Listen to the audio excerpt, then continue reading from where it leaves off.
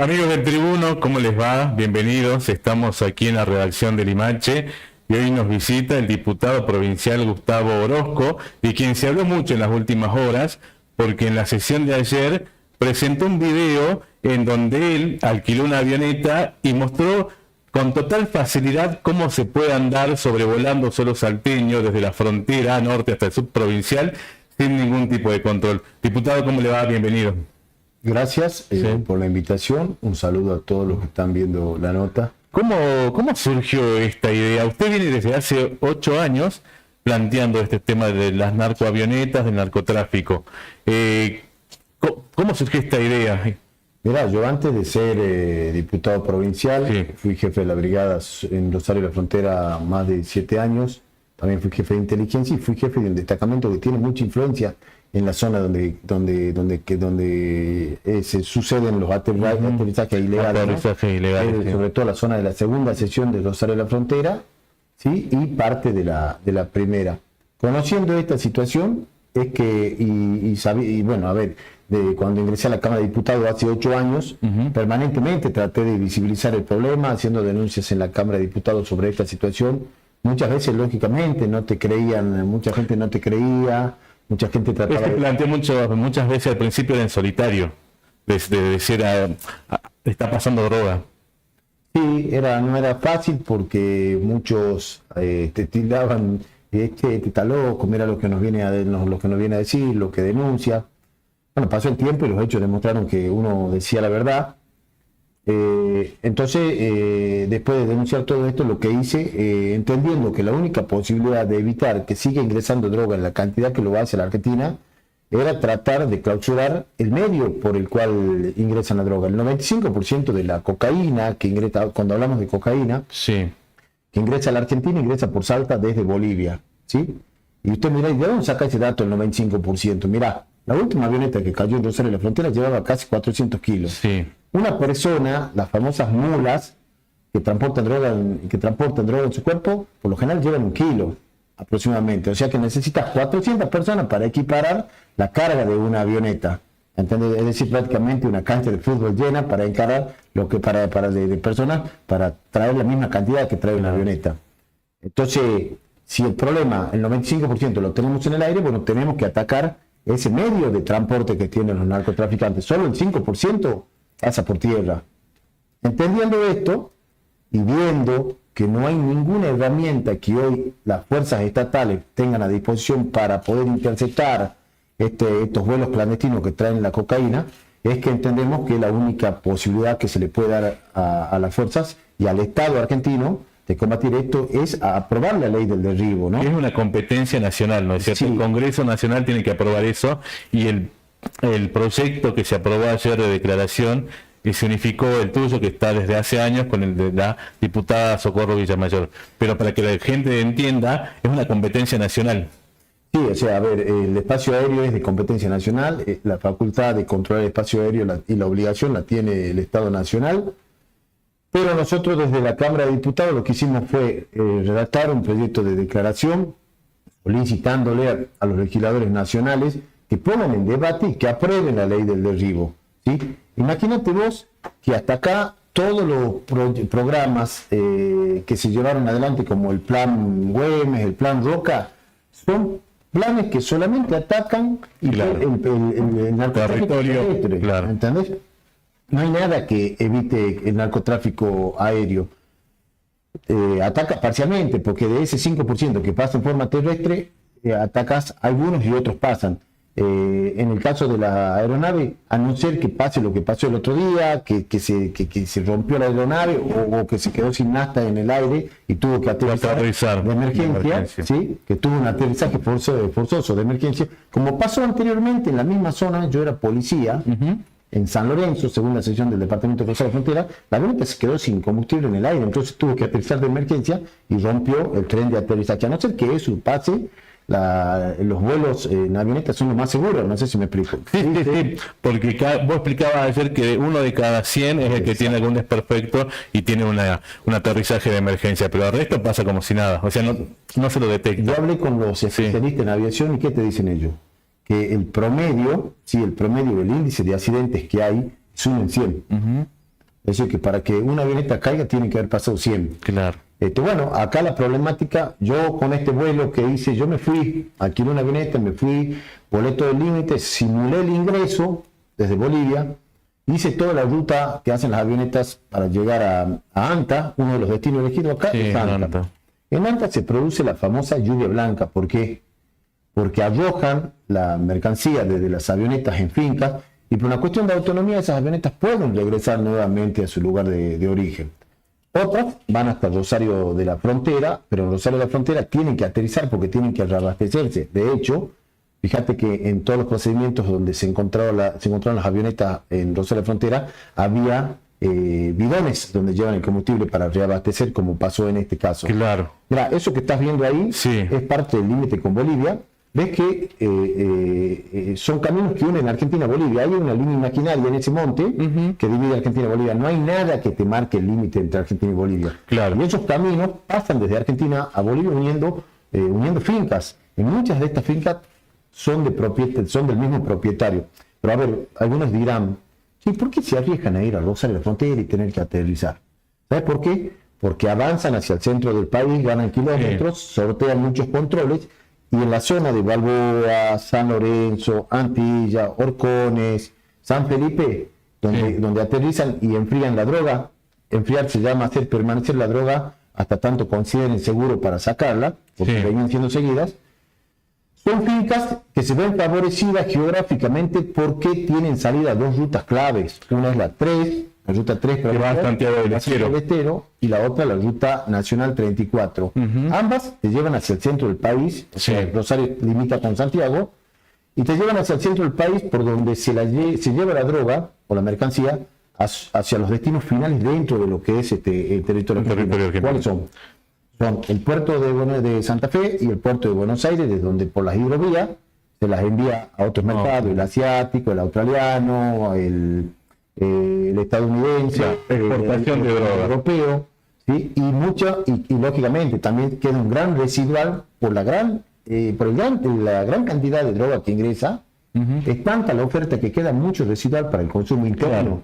Imagínate que antes el problema en Rosario de la Frontera y en muchas ciudades de la Argentina era la marihuana, ¿sí? Hoy es tan fácil conseguir cocaína por la gran cantidad que ingresa, que hoy el problema lo tenemos con el consumo de cocaína.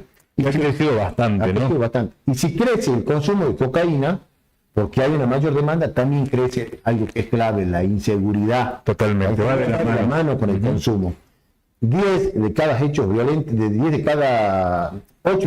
hechos violentos, de ilícitos violentos, lo cometen personas que han cometido, que han consumido droga, que han consumido algún tipo de sustancia. Diputado, me llamaba la atención ayer mientras vemos las imágenes del video que ayer presentó en la Cámara de Diputados y sus pares lo han felicitado en la sesión de ayer por este trabajo que los ha sorprendido. Seguramente va a tener impacto nacional porque no se ve esto a diario, digamos, y es impactante ver cómo desde la frontera norte llega hasta la zona de Rosario de la Frontera sin ningún tipo de control y mostrando, ¿no?, cómo es el camino que se hace. Las fincas. Usted ha hecho un llamado alarmante sobre las fincas en donde están estas pistas y también ha pedido que la policía pueda tener intervención sin una orden judicial de allanamiento. Un tema que puede ser polémico, pero usted lo considera necesario. Sí, mira, ¿sabes qué pasa? Sí. Que, a ver, más allá, cuando uno dice acá hay una pista, lo que hay que determinar más allá de las pistas son las actividades supuestas ilegales y sospechosas que se llevan adelante en esos campos, porque una pista puede ser un campo, no necesariamente está montada como una pista, se señalizan con tachos, ¿sí?, o con algún tipo de señales para que la avioneta tenga una referencia al momento de aterrizar. A ver, yo te voy a dar un ejemplo. Sí. Yo no puedo ir a tu casa y en el fondo de tu casa poner una carpa sin que vos te enteres, ¿entendés? Tal cual. Bueno, acá pasa exactamente igual. Vos no podés aterrizar en una finca sin que el dueño se entere. Entonces hay complicidad. Sin lugar a duda. Vos fíjate que en el video del aterrizaje forzado de esta avioneta se escucha a los jóvenes decir, mira, es en el mismo lugar del otro día. Ah, un dato llamativo. Fíjate que cuando empieza el video dice es en el mismo lugar del otro día, es decir, que era concurrente el aterrizaje ahí. Y además, si vos te das cuenta, no es que cayó en cualquier finca. Cuando la avioneta aterrizó, la estaban esperando en esa finca. Es decir, que estaba programado Y seguramente las coordenadas que le deben haber pasado a los pilotos del avión para que aterrice ahí eran las coordenadas de esa finca. Por eso lo estaban esperando en ese lugar. Me llama la atención que en esa avioneta de la semana pasada haya, creo que eran 168 kilos de droga, cerca de 170, y después se haya encontrado más de 200 enterrados por la zona. No me llama la atención. De hecho, yo el mismo día, si vos ves mis notas, sí. Yo ese mismo día dije que a mí había algo que no me cerraba, para mí faltaba droga. Claro. Yo lo dije antes que apareciera la droga. ¿Verdad? Porque los vuelos tienen que transportar más droga. A ver, por una cuestión económica. Si vos alquilas un camión de acá para llevar bora desde San Antonio de los Cobres a Mar del Plata, no lo vas a llevar con la cuarta parte de su carga. Bueno, mucho menos en el narcotráfico. En el narcotráfico generalmente las aeronaves van al tope de su capacidad. Estábamos hablando hasta ese momento de una aeronave que era un Cessna 210, si mal no me equivoco, con capacidad para 6 personas. Se decía que eran 2 las personas que iban arriba de la... Dos pilotos de origen boliviano. Entonces quedaba una capacidad para 4 personas más. Si vos sacabas tus cálculos, te dabas cuenta que a 90 kilos por persona estábamos hablando de aproximadamente 360 kilos. Claro.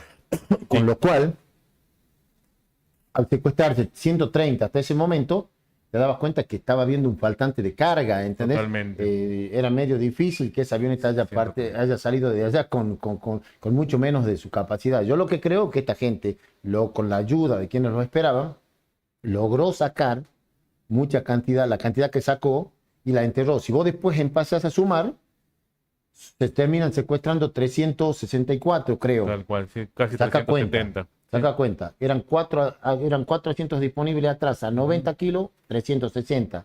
Más el equipaje de mano, que 20 kilos más, estamos en 380. Estamos prácticamente hablando de los números que cierran para este tipo de actividad ilegal. Yo creo que era de la misma carga. Si vos me preguntás a mí, esta es mi apreciación. ¿Cómo es el tiempo? Porque la avioneta empieza a descender, tiene un siniestro con un auto que supuestamente lo iba a ir a buscar esa mercadería, y tienen tiempo de enterrarla, la droga. Una cosa muy extraña. Es que donde cayó la avioneta no está muy cerca de Rosario de la Frontera. Hay una distancia hasta ese momento, encima tenés que entrar al monte, buscar el lugar y todo.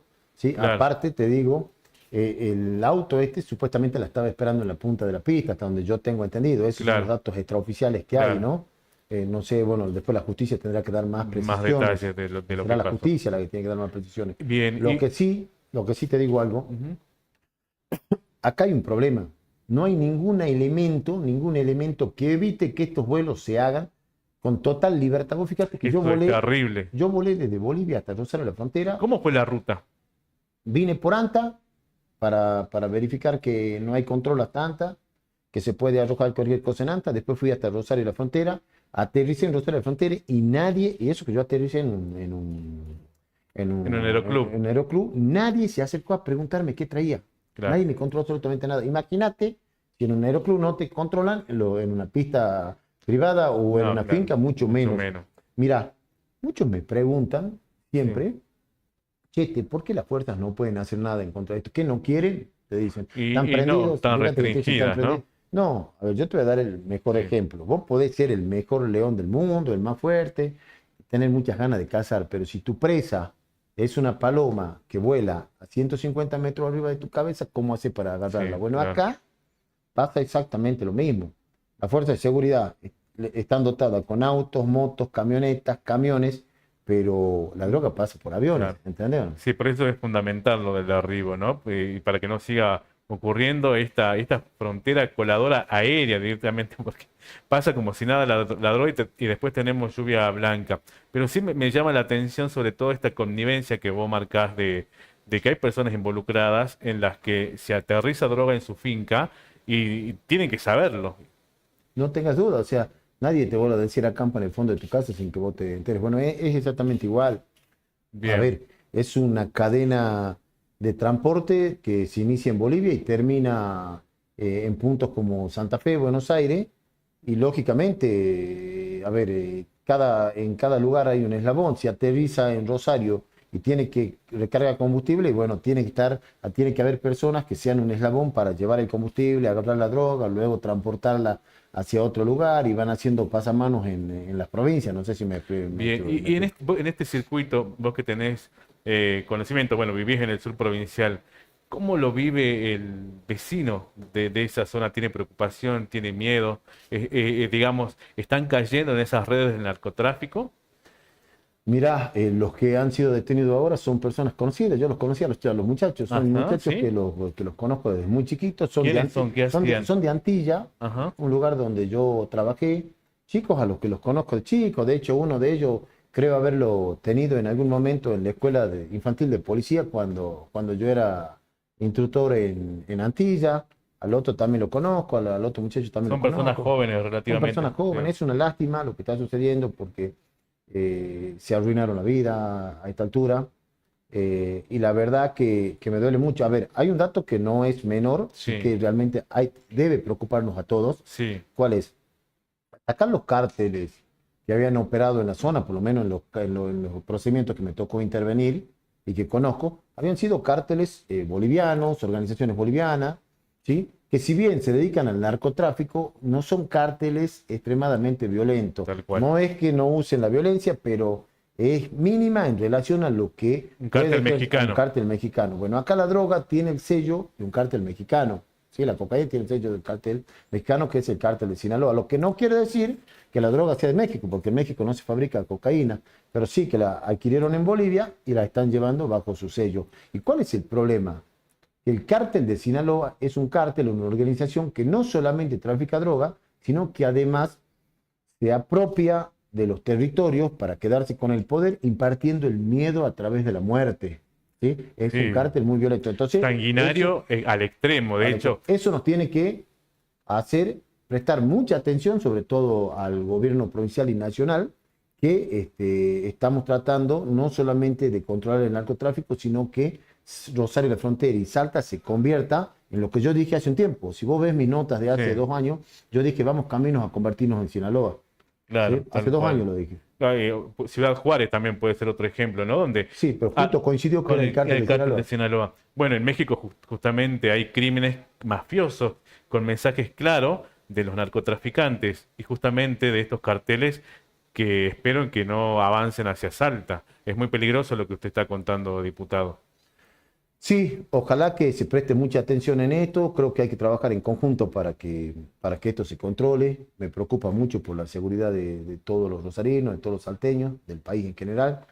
Estos cárteles además se adueñan de las instituciones, se apoderan de las instituciones, de la política, de la justicia. Ya, de hecho, en Salta tuvimos casos de jueces Exactamente, de que han jueces, de favorecido a policía, narcos, de policías, políticos. políticos. Vos fíjate que en Rosario de la Frontera, en algún momento, parte del esquema político de Rosario de la Frontera fue detenido por este tema, ¿no? Totalmente. Fue detenido por este tema y hoy esa gente trabaja también, esa gente fue condenada por narcotráfico. En la gestión anterior del intendente... Cuenta un poco, sí. Mira, yo en la gestión anterior Sí. denunciaba que parte del gabinete del ex intendente Gustavo Solís era partícipe en actividades del narcotráfico. Por ese momento nadie me daba bolilla, porque decía, no, mira, lo dice porque él es contrincante o es rival político de Solís. Pasó el tiempo, 2 personas, una que era el ex cuñado de Gustavo Solís y en ese momento era el encargado del canchón municipal, que no es un dato menor, porque el que es encargado de un canchón municipal maneja los vehículos del municipio. Los vehículos del municipio sabemos que tienen cierta facilidad a la hora de pasar los controles. Sí. ¿Sí? Fue detenido por narcotráfico. ¿Sí? También junto a él fue detenida otra persona que era la encargada de periferia. ¿Sí? Se los condenó por narcotráfico. Estuvieron 2 años en Chirola detenidos. Cuando salieron en libertad, ¿sabe qué pasó? El actual intendente lo tiene trabajando a él como uno de sus manos derechas, a uno de ellos. Entonces, ¿cómo le explicas vos a la gente, Claro. cómo le explicas a la gente que la política no tiene que ver con el narcotráfico y que el narcotráfico no tiene que ver con la política? Cuando pasan cosas como lo que es bochornoso lo que te acabo de decir. No, terrible. Cuando pasan cosas como esa, tenés situaciones donde intendentes en el norte han caído presos por narcotráfico, jueces, como el caso de Reynoso, que ha caído preso por narcotráfico, dentro de la institución policial, un montón de casos. Bueno, a ver, los esperanzadores que yo creo que no todo está Podrido. sano, ni Bueno, tampoco todo está podrido. Hay como en todos lados, pero hay que tratar de controlar esta situación. El problema es que si no vamos contra los políticos que apañan este tipo de cosas, porque la gente lo ve así. A ver, un tipo que ha sido condenado por narcotráfico y que ha salido después, hace muy poquito, claro, por esto. y vuelve a estar dentro del Estado con cargo, es grave. Entonces, ¿qué mensaje le está dando a la gente vos? Que apañas todo Claro. este tipo de cosas, no sé si me explico. Mira, Mire, sí, uno de los detenidos ha sido partícipe activa en la campaña de una candidata en la última elección en Rosario de la Frontera, sobre todo en la zona de la segunda sesión. Bueno, todo este tipo de cosas hay que empezar a combatir, y claro. yo estoy a Hacen disposición. mal a la democracia, a la república, a Salta en general, ¿no? Si yo Y a tengo la una reunión, ciudadanía. si yo tengo una reunión pendiente, nos vamos a juntar seguramente con la gente del gobierno, con el ministro también. Creo que hay que atacar esta problemática y purgar al máximo la política salteña, tratando de que los corruptos vayan presos, y por más que sea político, y que los narcotraficantes vayan presos. Esta es la única situación. Totalmente. Hay que atacar el problema de La una sola vez raíz. por todas, porque hasta acá, si no aplicar la ley del derribo, es porque, a ver, mi ley sacó un montón de decretos. Tranquilamente podría sacar un decreto en este tema. Pero bueno, a ver, le demos la chance de que se trate en el Congreso. Si los diputados no tratan esto, y te tienen que hacer ruido mínimamente, es porque no le interesa nada. Y si el Pero, presidente, perdón, te termino ahí, sí, si el sí. presidente no aplica mediante un decreto, y también te tiene que hacer ruido. Pero uno imagina que el derribo es uno ver pasar un avión y ya hay que derribarlo, y no es así. No, no, no. Digamos, hay todo un protocolo previo y esa es la última instancia. Siempre se trata de proteger el bien vida, ¿no? Mira, hoy los radares yo pude observar que sí están funcionando, ¿no? Sí Ujú. está funcionando, por lo menos el de Mosconi. Una ley de derribo implica todo, que va acompañada de todo un protocolo de intervención. Primero, la disuasión es evitar que haya actividades ilegales en el espacio aéreo, tratar de controlar y defender nuestro cielo. Lógicamente, tiene situaciones que marcan la intervención, tratando de proteger la vida Tal cual, fundamentalmente. sí, sí, Primero, sí. la vida de aquellos que van en la aeronave, como los que están en tierra.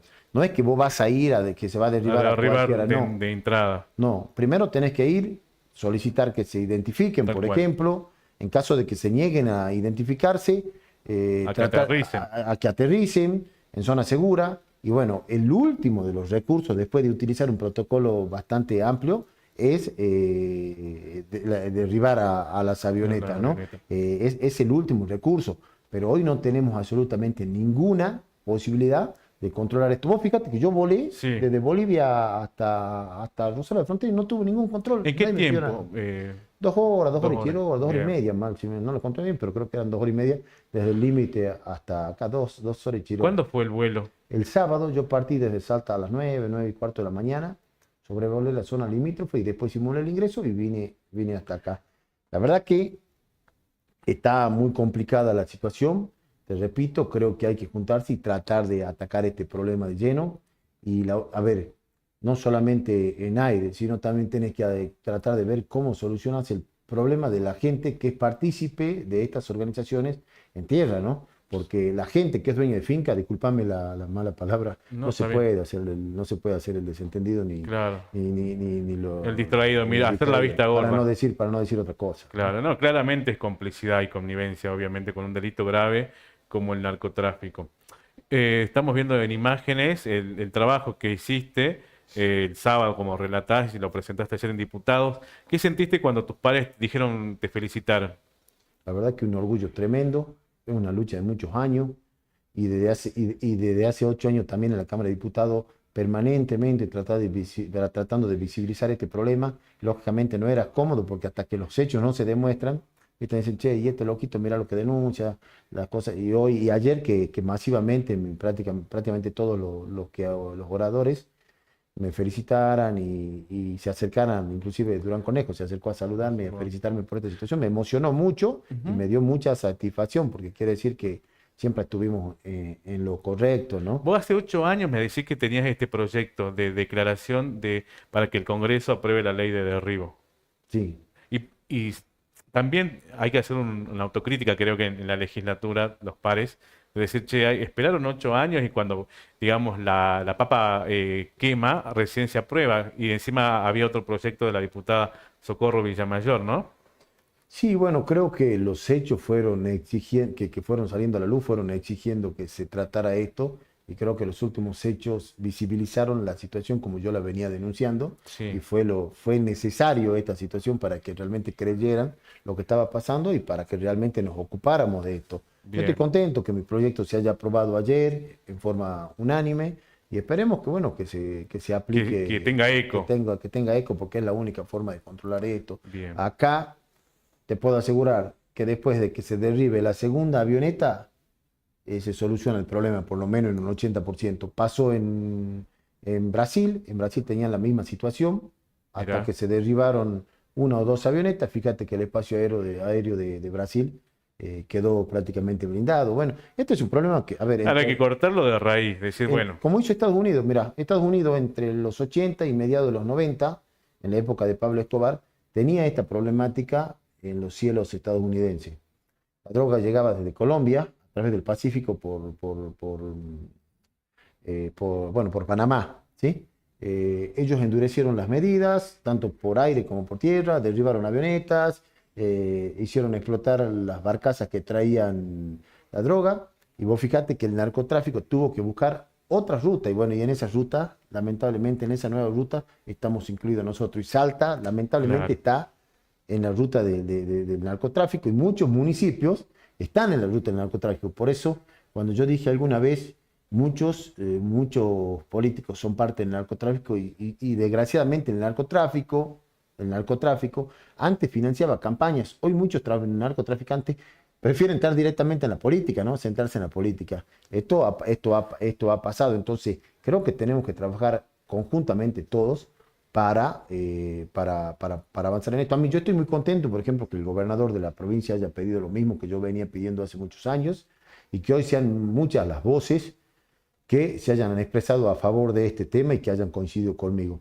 He hablado con el gobernador Gustavo Sáenz, Sí. ¿sí? Y la verdad que creo bueno, que esto también me dijo que es una preocupación que tiene el gobierno de la provincia. Ojalá que entre todos podamos avanzar en este tema y Que atacar no sea el tarde, narcotráfico. ¿no? Que no sea tarde. Nunca es tarde, pero hay que atacar. Bien. Me comentaba fuera de aire que esta mañana se hizo un narcotest. Sí, a ver, me hice un narcotext, voy a presentar en la próxima sesión de la Cámara, como para que tome conocimiento, o capaz que si lo tengo ahora, mañana o pasado, ya el resultado lo voy a entregar. ¿Por qué? Porque creo que hay que tener coherencia. Si yo pretendo luchar contra el narcotráfico y no puedo drogarme, no sé si me Claro. explico, no tengo problema con aquella persona que consume, si la puedo ayudar a salir de eso, estoy a su disposición, pero yo como diputado y como autoridad y como alguien que se considera un referente en la lucha contra el narcotráfico, y me encanta ser abanderado en esta lucha, no puedo ni siquiera existir la Tener, claro, mínima duda de que de yo que me usted drogo. Entonces, ¿qué consume. es lo que hice? Me hice el narcotex para demostrar que a veces, a ver, no que a veces, que es necesaria la coherencia para que la gente ¿Y entienda por qué que cree que no avanzó el proyecto del diputado Juan Esteban Romero que proponía eso para funcionarios y creo que legisladores le fueron claros. Le pidieron un debate en las diferentes en las comisiones? comisiones. Sí. Pero bueno, amén de eso, en el caso particular mío, yo me lo hice y voy a presentarlo por una cuestión de coherencia, ¿no? Bien. ¿Cómo sigue su lucha contra el narcotráfico? Como siempre, un dato que es Sí. fundamental y me interesa que esto sí lo sepa la gente a través de ustedes. Yo el día martes me voy a presentar en la Fiscalía Federal, donde están radicadas las causas por las avionetas narcos, ¿sí? Y voy a tratar de informar todos los datos que tengo a disposición. Como alguna vez hace 8 años y medio fui a Ujú. Buenos Aires, me junté con Patricia Burrich, le entregué una carpeta donde, bueno, Patricia Burrich luego, gracias a esa carpeta y su gente, pudieron llevar adelante algunos procedimientos exitosos, como el operativo Balboa, por ejemplo, en Rosario de la Frontera, donde se secuestró una avioneta, se incautó la droga y se detuvieron a personas, ¿sí? Creo que sirvió en ese momento esa información.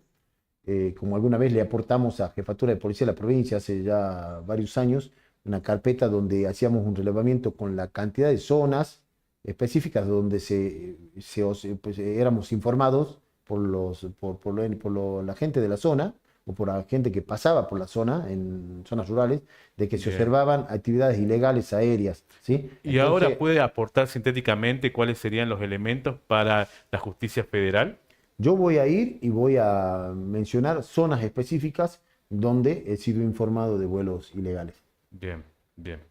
Diputado, le agradezco mucho que haya venido al Después, tribuno. después ya depende de ellos investigar, ¿entendés? No, claro, es su trabajo. Si no que me vuelvan a la brigada y bueno, tengo que investigar yo. ¿Le gustaría volver a ser policía de la brigada? Y yo a la policía la amo, ¿no? Fue parte de mi vida. Mucho de lo que soy se lo debo a la policía y lógicamente fue la etapa más feliz de mi vida. No es que no me guste ser diputado, pero la etapa más feliz de mi vida lógicamente fue cuando era policía. Yo a la policía la amo. ¿Cómo sobrellevó las acusaciones que hubo en su momento contra usted?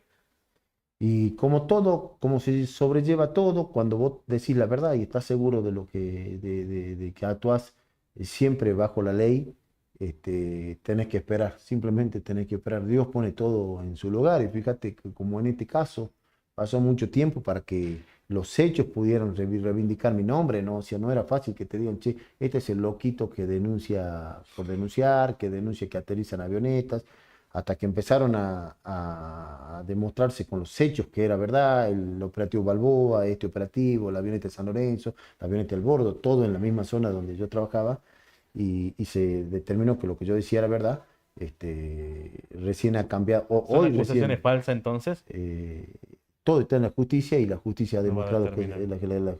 la justicia es la que demuestra todos los días que me han acusado falsamente, ¿no? Desgraciadamente yo te cuento algo. Sí, cuente. Cuando yo era policía no tenía acusaciones. Vos fíjate que todas las acusaciones que yo tengo, si bien como policía tuvimos 2 denuncias en el marco de procedimientos, ¿no? Siempre, a ver, vamos a aclarar, yo no tengo ninguna denuncia por haberme quedado con un peso de nadie, por narcotráfico, por nada. Las denuncias que caen sobre mi espalda y de mis compañeros fueron Por en vejaciones. procedimientos donde íbamos a investigar un homicidio y aquellos que eran detenidos después nos denunciaron por vejaciones o por apremios. En el caso de otras personas que fuimos a detenerlos porque habían violado a una chica, también justificaron su accionar, como hace la mayoría de los delincuentes, echándole la culpa a la policía. Después, ya siendo diputado, cuando gané las elecciones y tuve enfrentamientos con personas del poder, bueno, porque yo planteé mi postura, como la que estoy planteando ahora en relación al narcotráfico, fíjate que me empezaron a aparecer un montón de denuncias. Una vez tuve posturas encontradas con el exministro de Seguridad, Abel Cornejo, y al otro día yo me levanté con 38 denuncias. Entonces, 38 denuncias, sí. Fíjate que el tiempo va poniendo las cosas en su lugar, porque hasta acá no ha pasado absolutamente nada. Creo que Dios a la larga termina acomodando las cosas, ¿no? Pero bueno, no es sencillo porque pasa mucho tiempo y tenés que cargar con esa carga durante ¿Y todo cómo un ve espacio de tiempo. usted desde ese lado el trabajo de la justicia? ¿Es lenta? Sí, la verdad que tendría que ser más expeditiva en muchos casos, ¿no? Sobre todo también que usted ha sido policía y muchos policías dicen, no sé, detenemos a tal persona y a los 2 días sale. Sí, sí. A ver, yo te cuento, yo aporté los datos en su momento para el operativo Balboa, donde se secuestra una avioneta, la droga y se detuvo personas, y hoy me las tengo que cruzar en la frontera. Claro. No han pasado 5 años y me las tengo que cruzar. Entonces, ¿con qué ganas voy a seguir aportando datos? De todas formas, ya dije que sí, y el día martes, como una persona de ley, bueno, que se ajusta a las normas y a las leyes, voy a ir a la A la Fiscalía Fiscalía Federal y Federal. voy a aportar todo lo que pueda. Yo me he formado para eso, yo soy policía. Bien.